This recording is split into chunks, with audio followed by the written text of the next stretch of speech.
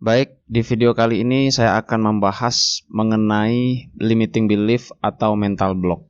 Mulai dari apa itu pengertiannya, definisinya, kemudian penyebab daripada mental block itu sendiri, kemudian pengaruhnya terhadap kesuksesan itu seperti apa, kemudian cara menangani mental block itu seperti apa. Jadi simak video ini sampai habis supaya kamu dapat keseluruhan insight-nya. Oke, yang pertama kita mulai dari pengertiannya. Jadi kita mulai dari pengertian belief gitu. Jadi belief menurut Robert Dilts, seorang master trainer NLP, belief itu adalah sebuah generalisasi dari sebuah pengalaman. Sedangkan menurut Michael Hall, belief adalah sebuah keyakinan yang telah dikonfirmasi baik sengaja maupun tidak disengaja. Pertanyaannya, jadi apa itu mental block atau limiting belief? Nah, bila dilihat dari definisi belief di atas, dengan adanya kata-kata block atau limiting artinya sebuah keyakinan yang menghambat atau menghentikan kita.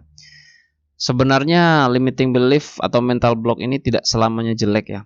Kadang mempunyai maksud yang baik juga. Contohnya yang bisa saya anggap limiting belief atau mental block yang mempunyai maksud baik, misalnya gini, kalau sukses nanti lupa dengan Tuhan. Maksudnya positif kan? Hanya salah dalam penempatan dan konteksnya.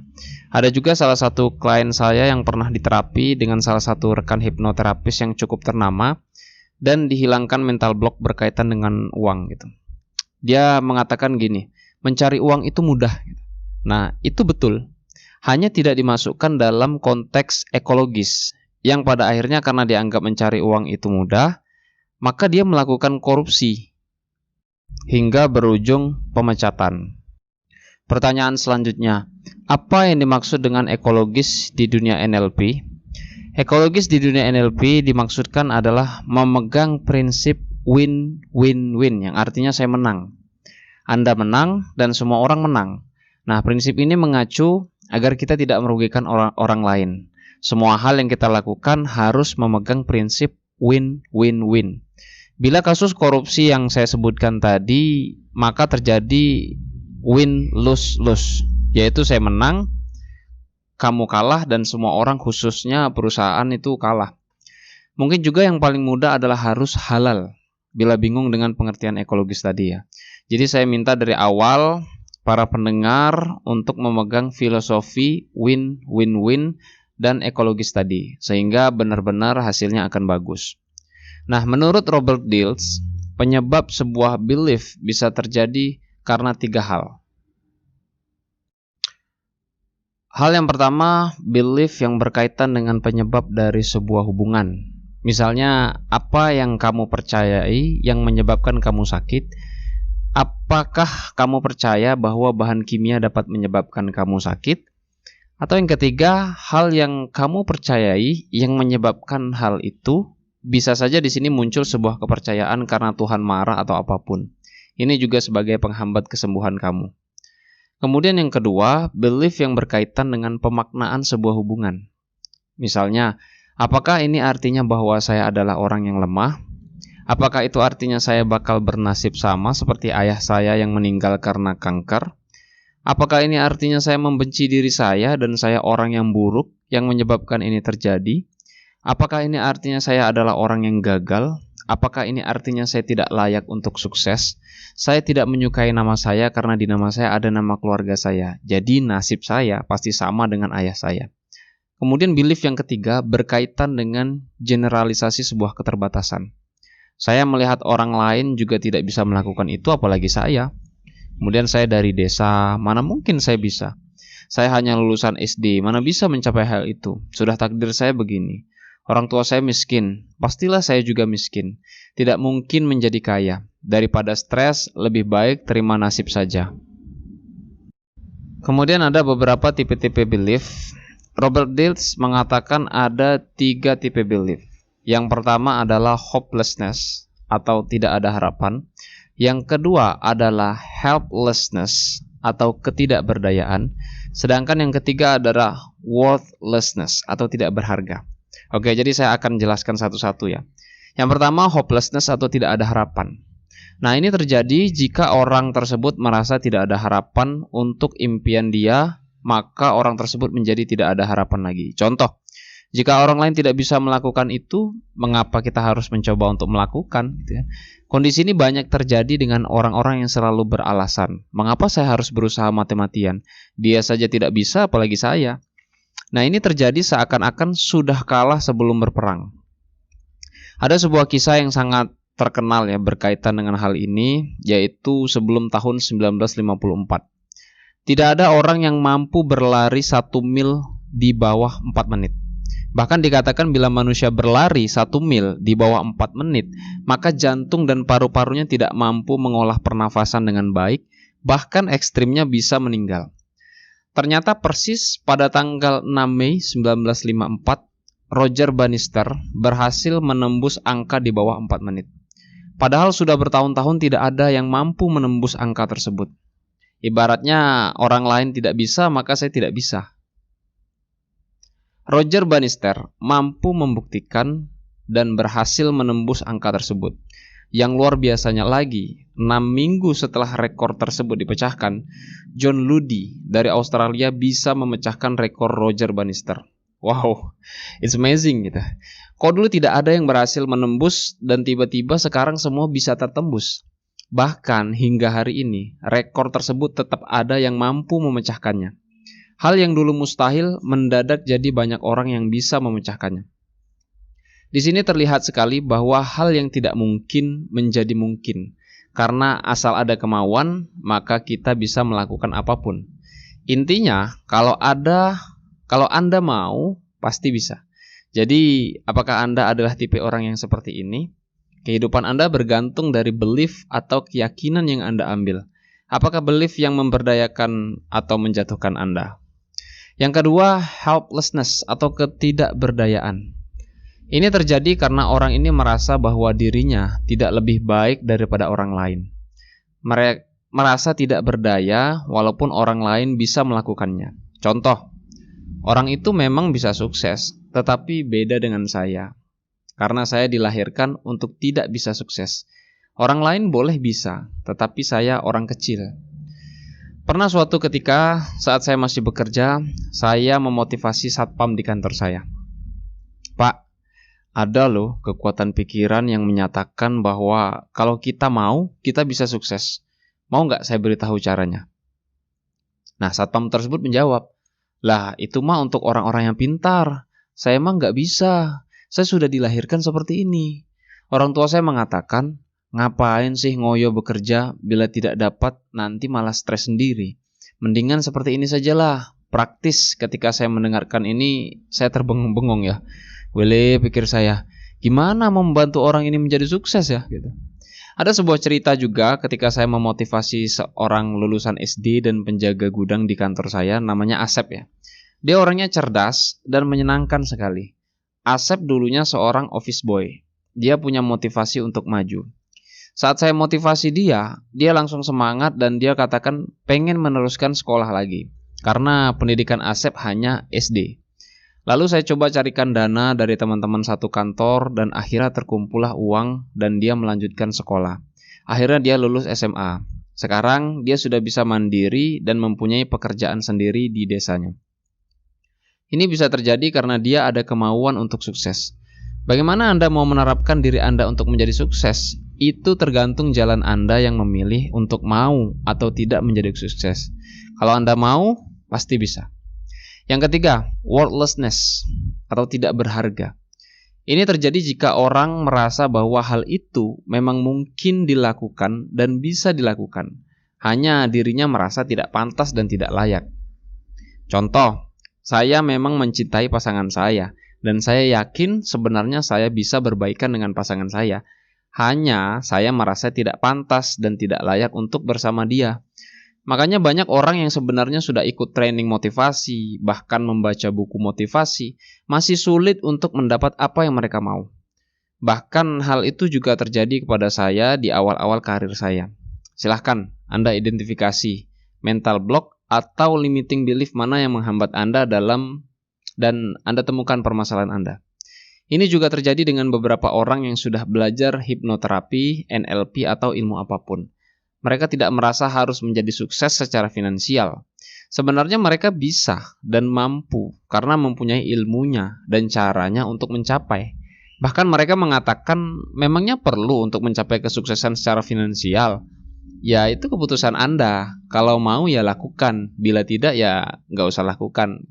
Semua adalah pilihan kok, mana jalan yang Anda pilih.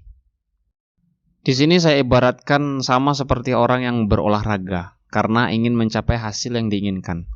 Contoh adalah orang yang sedang fitness. Ada 3 orang yang ingin mendapatkan badan yang bagus dengan bentuk yang bagus pula. Orang pertama berhasil mencapai dalam 3 bulan. Yang kedua berhasil dalam 6 bulan. Yang ketiga berhasil selama 1 tahun. Dengan asumsi mereka semua melakukan 1 minggu 3 kali fitness. Dan ketiga orang tersebut mendapatkan hasil yang sama pada periode keberhasilan pada masing-masing bulan tersebut. Lalu apa yang membedakan? Orang A pasti akan berusaha mengangkat beban lebih berat dibanding yang lain. Sedangkan yang B lebih ringan dibanding A tapi lebih berat daripada C. Dan C lebih ringan dibandingkan A dan B. Kok bisa begitu? Karena C tidak mau menerima rasa sakit yang lebih. Dan begitu juga B tidak mau menerima rasa sakit dibanding A. Maka pastilah effort dan resultnya tidak sama. Memang perubahan itu sakit dan tidak nyaman gitu. Tapi itu pilihan yang harus diambil. Karena bila tidak mau diambil ya maka result atau hasilnya ya sama aja. Saya banyak menemui klien seperti B dan C ya. Bahkan tak jarang mereka mengatakan memangnya perlu ya secepat itu jadi A gitu. Jadi C saja cukup kan ya. Nah ini pilihan kamu gitu. Kalau tidak ada cara untuk mendapatkan result yang bagus hanya dengan cara C, dan bila itu dibayangkan dalam 1 tahun, kira-kira apa yang bakal terjadi? A lebih hebat 4 level di atas C dan B. Dan B berada 2 level di atas C. Nah semua ini pilihan kamu. Mau jalur lambat atau jalur cepat. Ingat, di sini kamu bukan melawan rasa sakit. Tetapi bagaimana kamu menerima rasa sakit itu. Karena semakin kamu lawan, semakin rasa sakit itu menghampiri kamu. Sedangkan saat kamu menerima rasa sakit tersebut, maka kamu menjadi lebih berdamai dengan rasa sakit tersebut. Kamu katakan kepada diri kamu sendiri, saya mengizinkan dan memutuskan untuk menerima segala rasa sakit yang terjadi pada kehidupan saya, karena saya adalah orang yang sukses dalam seluruh kehidupan saya. Ambil keputusan dulu buat hidup kamu dan barulah rubah hidup kamu. Kalau kamu mau, kamu pasti bisa. Jadi kalau kita berbicara mengenai 3 limiting belief atau mental block yang menghambat, semua masalah ada di dalam diri sendiri. Baik menganggap orang lain tidak bisa, ya berarti saya juga tidak bisa. Atau orang lain bisa, belum tentu saya bisa. Dan yang terakhir adalah orang lain bisa, saya juga bisa gitu. Tapi apakah perlu? Yang paling penting buat kamu, tentukan dulu hidup kamu mau jadi seperti apa. Tujuan hidup kamu tergantung dari apa yang kamu pilih. Bila menurut kamu hal tersebut sudah membahagiakan kamu, ya silahkan gitu. Bila mau lebih hebat dan bisa bebas secara finansial, pastinya kan bisa menolong orang lain kan. Ya itu pilihan kamu juga gitu kan. Nah setelah kamu mendengarkan saya ngomong tadi mengenai mental block atau sabotase mental, itu terjadi bukan hanya sebelum sukses gitu, tapi terjadi juga saat sudah sukses. Nah saya akan coba bahas ya mental block atau sabotase mental setelah sukses gitu. Sudah sukses atau mencapai apa yang diinginkan saja masih muncul gitu mental block atau sabotase mental gitu. Kok dipikir-pikir banyak sekali ya sabotase mentalnya gitu. Belum sukses saja sudah ada mental block gitu. Lalu sudah mau sukses saja ada lagi. Terus sudah sukses pun ada lagi gitu kan. Memang kenyataan hidup di dunia ini ada banyak hal yang menciptakan atau menjadikan sebuah belief atau imprint yang memberdayakan bahkan juga melemahkan. Bagian ini untuk kamu yang sudah sukses ataupun belum sukses menjadi terbuka matanya dan mewaspadainya. Sehingga saat ini terjadi, kamu sudah tahu bahwa yang kamu alami ini adalah sabotase mental. Jadi ada beberapa alasan ya mental block setelah orangnya sudah sukses atau sudah mencapai tujuannya. Yang pertama, tidak sesuai passion gitu kan. Setelah berjalan dan bekerja selama bertahun-tahun, kamu akhirnya menyadari bahwa jalan yang kamu tempuh adalah jalan yang salah. Dan akhirnya kamu memutuskan untuk berhenti dan membuat kamu menjadi tidak termotivasi lagi untuk melakukannya. Nah, saran saya yang harus dilakukan adalah mencari passion kamu sebelum kamu memulai sesuatu. Passion adalah sesuatu yang kamu mau lakukan walau kamu sampai bergadang, sampai kamu tidur malam gitu kan. Kemudian kamu harus sering membaca buku mengenai itu dan kamu tertarik mencari info tentang hal tersebut. Yang kedua ada comfort zone atau zona nyaman. Kamu sudah mulai merasa nyaman karena kamu merasa sudah mendapatkan segalanya yang kamu inginkan. Sehingga kadang-kadang ini membuat kamu berhenti untuk melakukannya lagi. Mungkin bisa juga kamu merasa sudah berhasil dan kamu takut gagal, dan kalau gagal yang ujung-ujungnya berakibat pada kamu menjadi malu bila kamu melakukannya lagi. Jadi kamu memilih cara aman untuk tidak melakukan apapun lagi. Gak ada jaminan keberhasilan membuat kamu melakukan hal ini. Kemudian kamu mungkin merasa sudah tua, mungkin dan sudah lanjut umurnya, jadi merasa gak mampu untuk melakukan apapun lagi. Atau mungkin kamu sudah merasa cukup puas atas apa yang kamu raih dan merasa cukup dan tidak tertarik untuk mendapatkannya lagi. Dan tidak tertutup kemungkinan di awal ya, orang tersebut telah mengeset pikirannya sampai di mana batasnya. Saran saya ya, cek kembali kesadaran kamu. Apakah itu yang kamu mau? Karena kalau kamu bisa mendapatkan apa yang kamu mau selama kamu mau melakukannya, bila sudah diputuskan segera rubah mental block ini dengan teknik yang nanti akan saya jelaskan.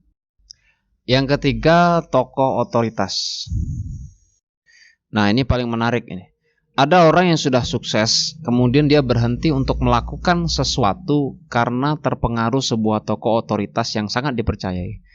Ya, mungkin bisa orang pintar, peramal, orang tua, dan lain sebagainya. Jadi ini bisa berupa seperti disumpahin atau dibaca kehidupannya. Karena cara kerja pikiran adalah sebuah informasi yang telah masuk ke dalam otak, maka akan tersimpan lama dan baru dapat tergantikan bila kamu mengizinkan dan mau menerimanya. Dan lebih baik lagi bila menggunakan teknik ego state therapy atau hipnoterapi untuk merubah data di sana. Contoh, bila umur 60 tahun nanti kamu meninggal atau kamu tidak bisa terlalu kaya sekali tapi tidak terlalu susah gitu. Saran dari saya, setelah kamu sadari hal tersebut sesuai dengan yang kamu dengarkan tadi, maka kamu putuskan untuk berubah dengan menggunakan teknik yang nanti akan saya jelaskan gitu. Bila hal tersebut sudah masuk terlalu dalam, maka sangat disarankan ya kamu mengunjungi hipnoterapis lah untuk melakukan terapi ego state therapy. Yang keempat, merasa tidak dicintai. Perasaan tidak dicintai bisa dihinggapi oleh orang-orang yang telah mencapai kesuksesan tertentu. Dia merasa dirinya tidak mendapatkan cinta lagi. Jadi dia merasa perlu untuk berhenti dan tidak mau mengejar lagi. Ini bisa terjadi pada pasangan suami istri di mana setelah dia berusaha dengan keras dan mencapai, ternyata semua itu nggak ada artinya gitu. Karena dia malah merasa kehilangan cinta. Saran saya, perbaiki kehidupan kita yang lainnya melalui mengecek faktor-faktor keluarga, kesehatan, karir, spiritual, dan lain sebagainya. Ini yang disebut dengan wheel of life. Saran terbaik ya, temui coach yang bisa membantu kamu, khususnya coach yang bergerak di bidang hipnoterapis. Yang kelima, perasaan tidak layak. Nah, ada beberapa orang yang merasa tidak layak untuk sukses karena berbagai faktor. Yang pertama mungkin karena dia takut serakah, kemudian takut melupakan. Yang ketiga dia takut menikah lagi, kemudian takut jauh dari keluarga dan lain sebagainya. Nah, hal tersebut bisa mensabotase mental kamu sehingga berefek pada kesuksesan kamu. Saran saya, rubah pemikiran tadi dengan memasukkan beberapa sugesti yang mudah dengan teknik yang nanti akan saya ajarkan ya. Nah, ini ada cerita menarik ya. Alkisah ada seorang pasangan suami istri yang cukup kaya dan mempunyai segalanya. Sepasang anak yang cantik dan tampan, mempunyai harta dan ternak yang banyak. Tetapi sang bapak ini merasa dirinya kosong. Dia nggak tahu apa masalahnya, yang dia rasakan hanyalah dirinya yang kosong. Sampai suatu ketika, sang bapak mendengar sebuah cerita bahwa ada seseorang yang sangat sakti dan dapat menjawab seluruh pertanyaan yang ada di dunia ini. Maka sang bapak meminta izin kepada pasangannya untuk berangkat ke sana. Sang istri mengizinkan dirinya, lalu sang istri menyiapkan semua peralatan untuk keberangkatan suaminya. Dalam perjalanannya, sang suami terus berpikir, apa yang salah dalam hidup saya ya? Dia sudah punya segalanya tetapi dirinya merasa kosong. Lalu dalam perjalanan menempuh hampir 1 hari 1 malam, tibalah dia di sebuah rumah. Rumah yang tua terdiri dari daun rumbai-rumbai. Dan daun tersebut sudah menua gitu. Dia dekati gubuk tersebut dan memberanikan diri untuk mengetuk pintu tersebut. Tok, tok, tok. Terdengarlah suara pintu terbuka dan keluarlah bapak tua tersebut sambil mengatakan, "Ada apa cucuku?" gitu kan. "Kakek, aku hendak bertanya. Aku punya segalanya, tetapi kenapa hidupku terasa kosong?" Dan kakek pun menjawab, "Semua jawaban di dalam dunia ini ada di dalam dirimu." Sang bapak pun tertegun gitu. Lah, kalau jawabannya ada di dalam diriku, mengapa aku datang sejauh ini gitu kan? Kakek sakti itu pun menjawab, "Pulanglah, maka kamu akan mendapatkan jawabannya." Lalu pulanglah sang bapak ini, dan dalam perjalanan dia terus berpikir, semua jawaban ada dalam diriku. Terus menerus dia mikir seperti itu. Akhirnya dia berhenti di sebuah pohon dan dia tertidur ketika merasakan angin semilir bertiup.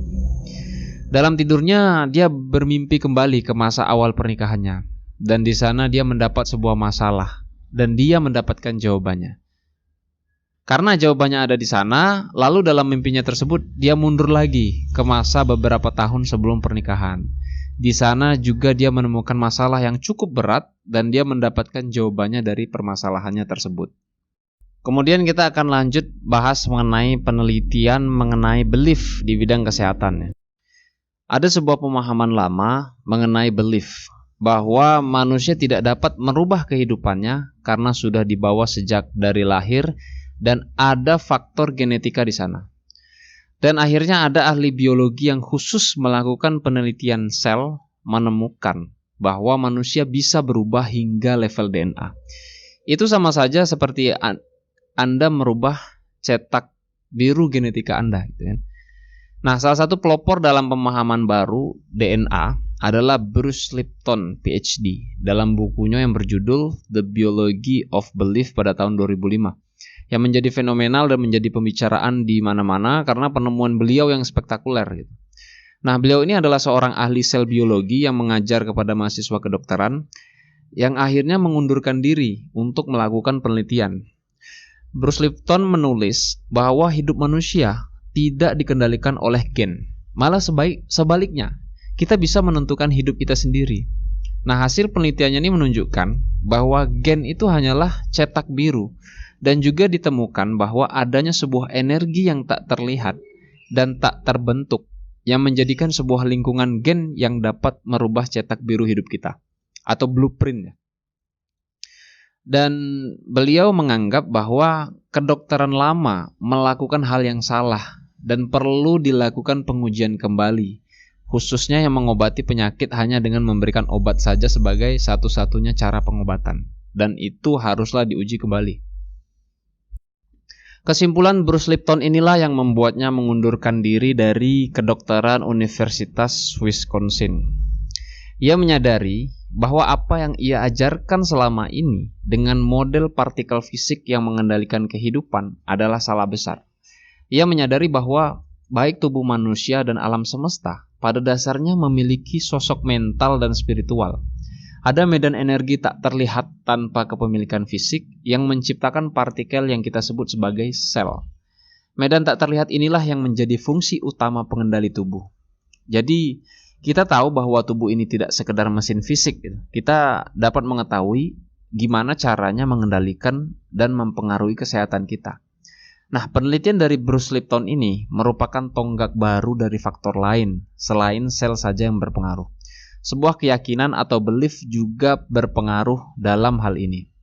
Nah, yang lebih menakjubkan lagi dari pemahaman Bruce Lipton, bahwa belief system setiap individu, termasuk persepsi yang kita punyai, memiliki kemampuan mengalahkan genetis bawaan dan sel DNA yang kita miliki.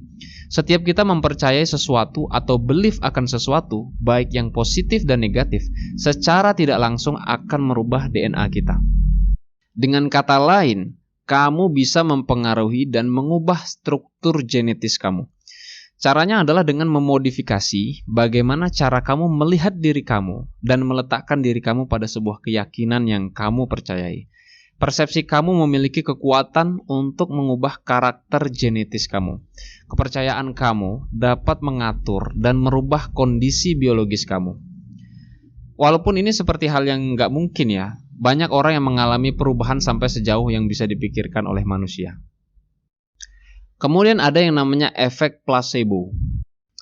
Mungkin bila kamu bertanya kepada teman kamu yang seorang dokter, bila ada pasien yang dinyatakan oleh dokter bahwa dirinya sehat, maka tak jarang dokter memberikan obat yang mengandung gula atau permen gitu kan.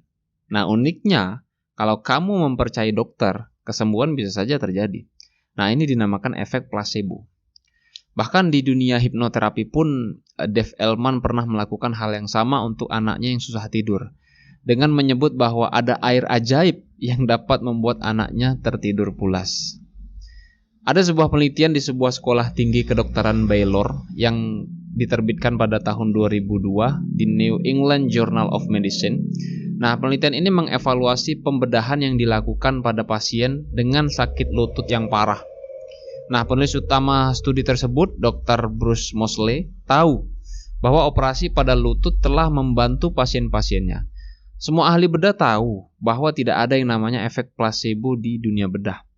Akan tetapi Moseley ingin tahu bagian mana dari bedahnya yang menolong pasiennya. Nah, pasien dalam studi tersebut dibagi atas 3 grup. Pada grup pertama, Moseley mengiris tulang rawan yang rusak pada lutut. Pada grup kedua, Moseley membuang sendi lutut, membuang bagian yang dianggap penyebab peradangan. Nah, kedua grup ini menerima apa yang merupakan standar pengobatan artritis pada lutut. Kelompok ketiga mendapat bedah bohongan. Nah, pasien dibius Moseley membuat 3 torehan standar dan kemudian berbicara dan bertingkah seakan-akan dia sedang menjalani bedah yang sebenarnya. Ia bahkan mencipratkan air asin ya, seakan-akan ia sedang menjalankan prosedur mencuci lutut. Setelah 40 menit, Moseley menjahit irisan itu seperti bedah biasa. Semua kelompok mendapatkan obat pasca bedah yang sama, termasuk program olahraga. Hasilnya mencengangkan. Kedua kelompok yang menerima bedah membaik seperti yang diperkirakan. Akan tetapi kelompok placebo juga membaik seperti kelompok lainnya. Terlepas dari fakta bahwa ada 650.000 bedah artritis lutut setiap tahunnya dengan biaya $5.000. Hasilnya jelas bagi Moseley. Keahlian saya sebagai ahli bedah tidak ada artinya bagi pasien. Seluruh keberhasilan bedah osteoartritis di lutut hanyalah efek placebo. Program televisi mengilustrasikan keberhasilan ini. Cuplikan tersebut menunjukkan anggota grup placebo berjalan dan bermain basket. Pendeknya melakukan apa yang dulu tidak dapat mereka lakukan sebelum pembedahan. Pasien placebo tidak tahu kalau mereka menjalankan operasi palsu hingga 2 tahun kemudian. Salah satu anggota grup placebo, Tim Perez, yang sebelumnya berjalan dengan bantuan tongkat sebelum operasi, sekarang mampu bermain basket dengan cucunya. Ia merangkum tema buku ini ketika ia mengatakan pada Discovery Health Channel, di dunia ini apapun masuk akal jika kamu berpikir serius. Saya tahu pikiran kamu bisa menciptakan keajaiban. Nah, pada tahun 1995, Beecher, kepala dari anestesiologi rumah sakit di Boston, menerbitkan buku berjudul Kekuatan dari Placebo. Nah, isi bukunya menggambarkan bahwa lebih dari 2 lusin kasus medis dan sejarah penemuannya mendokumentasikan bahwa 1 dari 3 pasien sembuh hanya dengan menggunakan placebo saja. Begitu juga dengan Deepak Chopra MD. pernah melakukan pengobatan kanker ketika dia masih menjadi dokter dan dia memakai efek placebo yang akhirnya orang tersebut sembuh. Hanya setelah beberapa waktu kemudian orang tersebut menjadi tidak percaya akan kesembuhannya dan kembali lagi sakit. Placebo digunakan untuk menggambarkan bentuk segala pengobatan di mana pasien dituntut untuk percaya bahwa mereka mengalami suatu prosedur yang bermanfaat. Sementara pada kenyataannya mereka diberi sesuatu yang tidak memiliki sifat penyembuhan yang dikenal pada umumnya.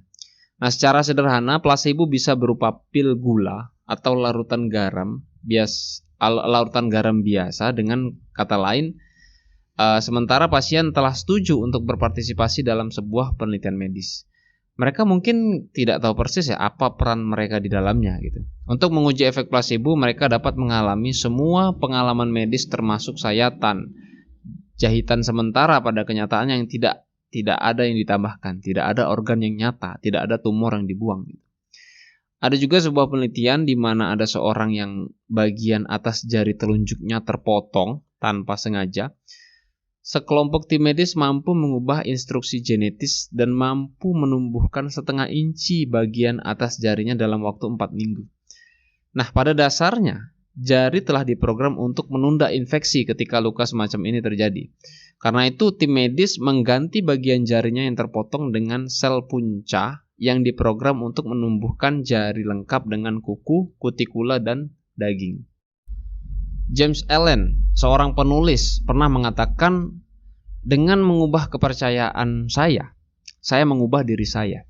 Sebagai hasil dari perubahan kepercayaan saya ini, saya telah menarik beberapa fitur baru dan menakjubkan ke dalam diri saya, termasuk bisikan untuk menulis buku ini dan membagikannya dengan Anda. Nah, hidup kamu dan diri kamu ditentukan dari apa yang kamu percayai, bukan ditentukan oleh faktor genetis. Jika kamu mempercayai hal yang bagus, maka alam semesta akan menarik energi yang sesuai dengan apa yang kita butuhkan. Bahkan bisa merubah hidup kamu seperti yang kamu inginkan. Yang paling penting adalah faktor kepercayaan pasien terhadap dokternya. Pada tahun 2004 bulan Mei, sekelompok saintis di Italia Universitas Turin melakukan studi menyelidiki kekuatan dari sebuah belief system untuk menyembuhkan dalam sebuah situasi medis, mulai dengan obat yang meniru dopamin dan meringankan penderitaan pasien. Bahkan mereka melakukan scan elektronik dari otak pasien dan menunjukkan hal yang positif dari efek meniru dopamin. Nah, dari hal ini bisa disimpulkan bahwa belief system atau sebuah keyakinan memegang peranan besar dalam kehidupan manusia. Bukan hanya mempengaruhi sebuah kesehatan, bahkan juga sampai mempengaruhi kesuksesan kamu. Pilihannya ada di diri kamu. Apakah kamu mau percaya hal tersebut atau mau melesat lebih tinggi dari apa yang pernah kamu bayangkan?